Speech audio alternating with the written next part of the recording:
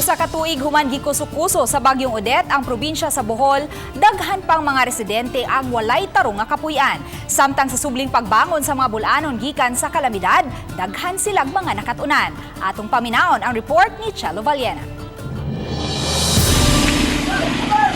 Sa barangay Tapon sa lungsod sa Ubay, nga usa sa hilabihang gipahapla sa bagyong Odette, makita paghihapon ang mga debris sa kabaybayunan. Kaniadto na puno kini sa mga bay apan gitumpag sa dagkong mga bawd. Gani duna pay pipila ka mga pamilya nga padayong nagpuyo sa makeshift house. Sama na lang sa pamilyang mabanag nga usa na katuig nga nagpuyo sa gabayng bay nga hinimo sa gisumpay-sumpay nga mga scene nga gipangayo sa ilang mga silingan. Pagkakas bagyo, di rin nagbarag ng kamay tayong kayag. Dili paigo ang kita ni Jimmy sa iyang pagsaka sa mga lubi aron manguha og butong.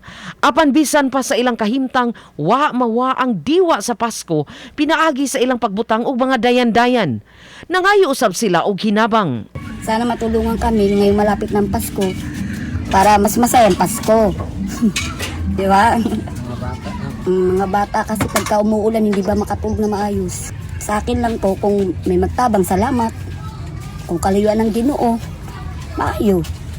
Kini ang makita ni atong December 17, 2021 sa barangay Fatima sa Ubay nga usa-usab sa labing apektado sa bagyong Odette. O kini na karon ang hitsura sa barangay. Dili makalimtan sa 54 anyos nga si Emmanuel Sanchez ang maong hitabo. Maayo na lang kay pinaagi sa tabang sa mga NGO, duna usab siya'y bagong bay. Unsay leksyon nga iya nakatunan sa trahedya. Amo lang lison nga, bakit ang kami, dadon nga among mga butang tanan kay damag mis dagat yun. Iso nang gunadiri sa dagat kay totally damage yun, bungkag man tanan.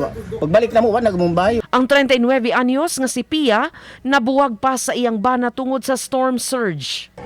Sa pagkatong hitabuan murag na kuan po nako nga napagyuday ang spirit sa kanang pagtinabangay sa mga silingan ba nga murag kanang kamitanan bisag di amo ang mga bana di amo ang mga kauban na wa gyud nagduha-duha nga nitabang namo makatabok lang ni sa safety nga lugar. Nang hinaot si Henson nga matabangan sila sa gobyerno nga makabangon sa hingpit aron makapadayon sa pagpakabuhi. Sa talaan sa Provincial Disaster Risk Reduction and Management Office, mukabat sa 80,000 ang nagubang mga bay nga angay pang ayom-ayumon.